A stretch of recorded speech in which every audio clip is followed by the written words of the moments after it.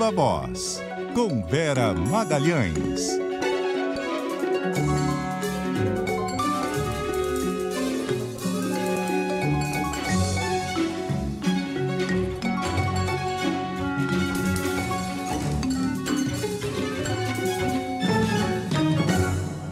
Oi, Vera, boa noite, tudo bem?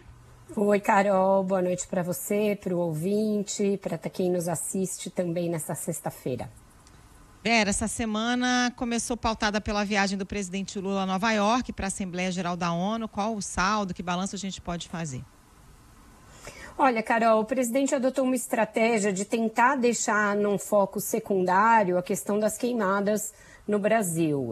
Isso porque ocorrem queimadas também em outras regiões do mundo, ali regiões tropicais, e porque a questão geopolítica, com o recrudescimento da situação no Oriente Médio, acabou canalizando mais as atenções do que a questão da emergência climática. Então, o presidente embalou o assunto das queimadas e dos incêndios ali no meio do discurso e focou muito nessa discussão da reforma necessária na ONU, nos demais, nos seus próprios ali institutos e conselhos e órgãos, e deixou em segundo plano a discussão da questão ambiental, que foi muito central no discurso de 2023, quando tinha aquele lema do Brasil voltou, a ideia de fazer cumprir os acordos climáticos, de dar atenção à transição energética e à mudança para uma economia de baixo carbono era muito forte no discurso do presidente e era um trunfo que ele exibia. Esse ano, apesar do ano passado ter demonstrado várias reduções em taxas de desmatamento e outras, o fato de o país inteiro estar pegando fogo e esses incêndios serem de difícil controle ofuscou um pouco essa agenda ambiental. Então, o presidente se concentrou nas questões geopolíticas e aí com menos chance de obter um consenso, de obter ali uma aclamação, porque o mundo está muito dividido a esse respeito, é uma questão realmente de difícil dissolução. E ele meio que pregou ali coisas que todo mundo sabe que são verdadeiras, mas que são difíceis de levar a alguma consequência no plano imediato. Ô Vera, a semana também foi marcada por essa ofensiva pesada de Israel no Líbano, né, contra o Hezbollah, o que levou inclusive a protestos durante o discurso do primeiro-ministro israelense Benjamin Netanyahu na ONU. Você acha que o Lula tem razão nesse ponto, quando diz que a ONU está perdida em relação a de que forma agir para conter a escalada do conflito no Oriente Médio? É isso, Carol. Embora ele não consiga consenso para as medidas que seriam necessárias, e ninguém sabe nem direito quais são elas, para reformar essas instâncias da ONU, é óbvio que ele acerta no diagnóstico. A gente tem aí dois conflitos longos, graves e de consequências ainda incertas instalados no mundo, sem que a ONU seja um ator relevante para pôr fim a eles em nenhum dos dois casos.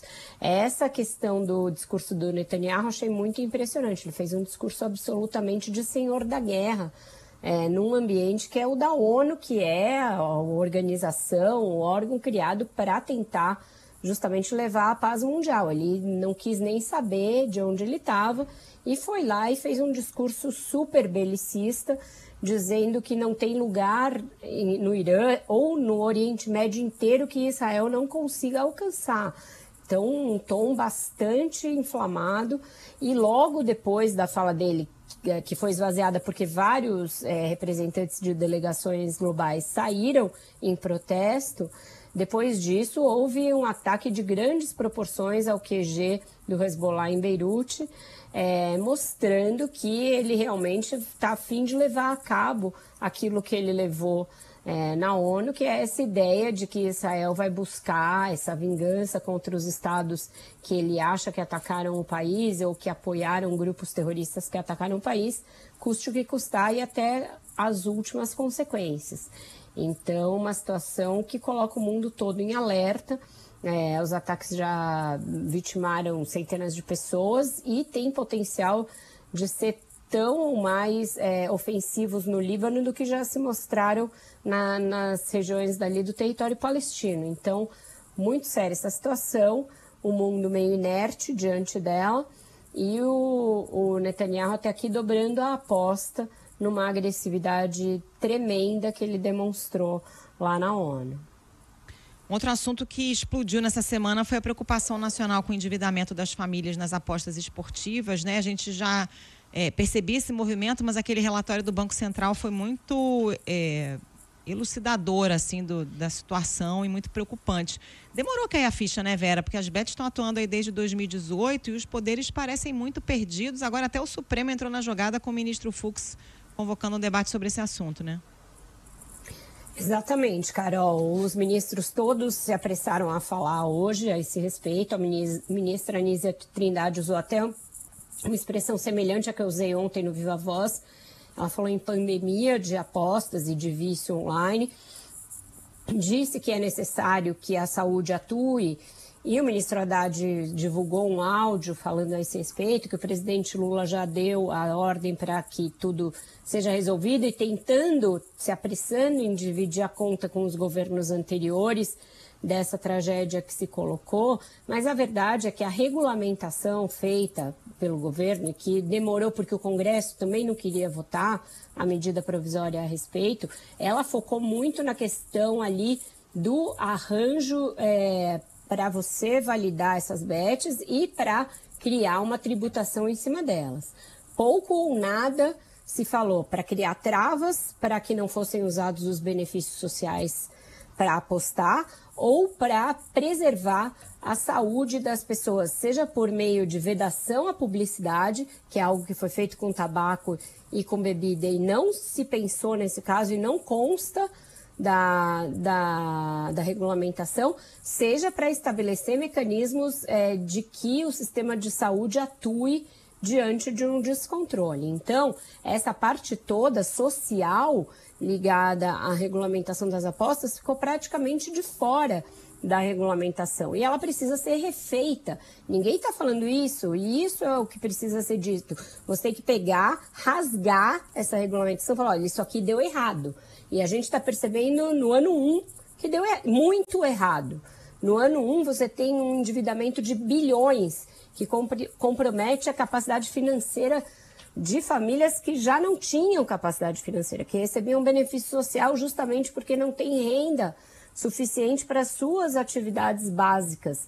E você consegue constatar isso, então você tem que sustar o problema na origem. Você tem de criar os mecanismos de trava todos em cima do Bolsa Família e você tem que pegar essa regulamentação e refazer agora, não deixar para refazer daqui a 5 ou 10 anos. E é claro que a gente está falando de um setor economicamente muito influente, que está financiando aí publicidade, que, portanto, atinge veículos de comunicação, publicidade de times esportivos de diversas modalidades, os esportes olímpicos, o futebol, etc.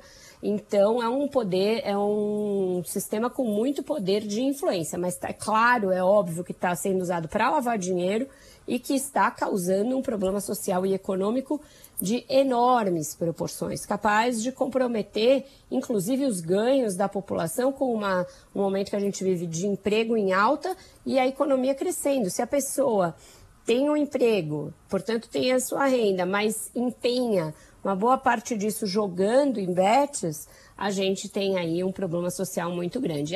Mas no mundo também tem apostas, na Inglaterra é muito comum apostas. Você tem uma educação para isso construída ao longo de décadas, que é muito superior à que o Brasil construiu. A gente não tem nas escolas brasileiras nenhum tipo de letramento financeiro.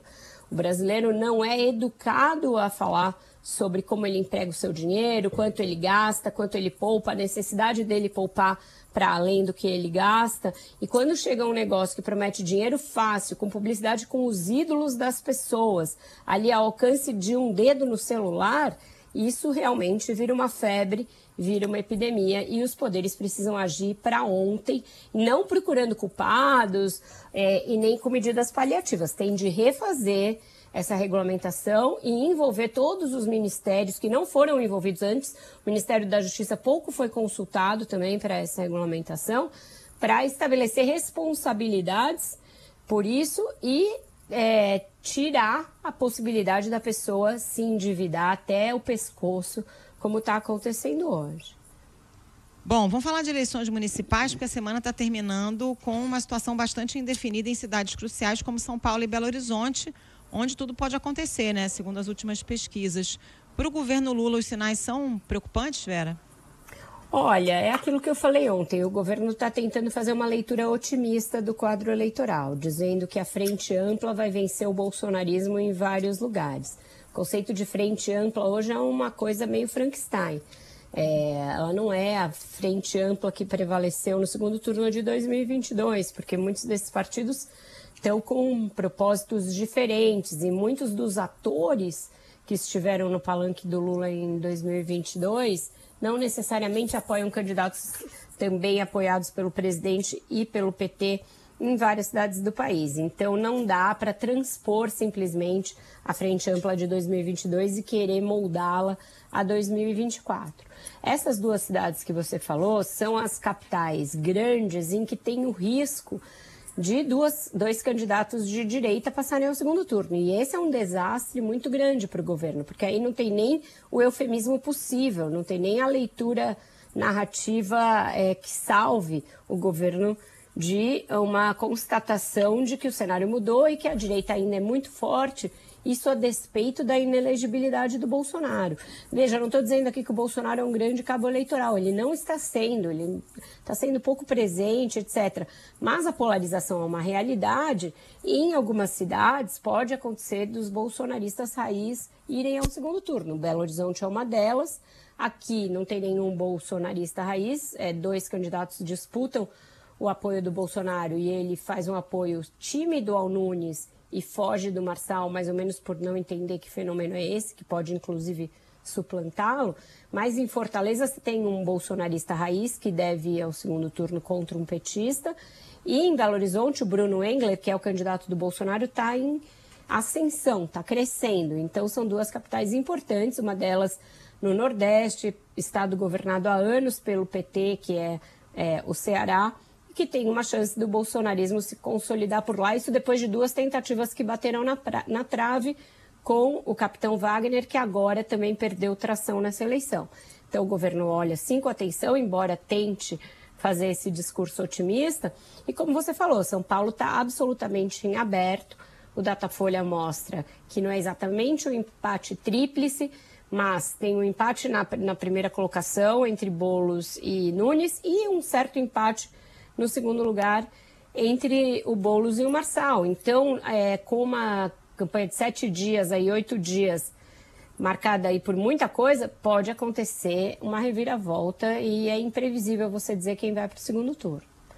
E ainda temos mais 2 debates, né? Tem um amanhã e na quinta-feira o último, que é o debate da Globo. O que podemos esperar desses confrontos, sobretudo em São Paulo? Confrontos virou uma palavra que não é só um sinônimo, né, de debate, é um confronto literalmente no sentido físico da palavra. Pelo que a gente viu, Carol, nos anteriores, a gente pode esperar tudo, toda e qualquer coisa. Já tivemos cadeirada, já tivemos soco no olho, já tivemos de tudo nesses debates. E como o Pablo Marçal tem demonstrado que não tem limites e que encara esses debates como a maior chance de exposição que ele tem, ele literalmente pode ali aprontar, pintar o 7 nos debates de amanhã e de quinta-feira. Esse de quinta-feira é o debate da Globo, que é um evento de altíssima audiência, uma espécie de Super Bowl da eleição. E tudo pode acontecer. As emissoras estão preocupadas, estão reforçando as regras, estão reforçando os cuidados, mas é uma semana da eleição. A chance da Justiça Eleitoral agir vai também se estreitando. Você tem a chance de qualquer candidato aprontar qualquer coisa e contar, desculpa, que não vai haver tempo para ele ser punido. Então esse é um outro fator, o fator do vale tudo ganha esse estímulo pelo fato de estar muito perto da eleição. Então é uma campanha já marcada por muita violência e que pode ter na sua semana decisiva uma explosão, um ápice dessa violência, o que é lamentável, e que vai fazer com que a gente tenha de ficar muito atento nessa reta final. Temos música hoje? Temos uma música que foi aguardada por muito tempo, porque foi anunciado que ela sairia ontem, saiu. Música nova do The Cure, depois de algum tempo. E aquela coisa de música do The Cure, né? Os shows têm 3 horas e meia, a música tem mais de 7 minutos e demora nada menos que 3 minutos e 27 para que o Robert Smith dê o ar da sua graça e comece a cantar. Hoje eu fui correr de manhã, consegui dar 2 voltas na pista de 300 metros antes de ouvir a voz dele. Mas eu pedi já para o Wender acelerar e já entrar na parte em que a música canta. E aí é puro The Cure, aquela nostalgia oitentista gostosa. É bom para esse clima que começa a mudar aqui em São Paulo, meio friozinho, com uma chuvinha.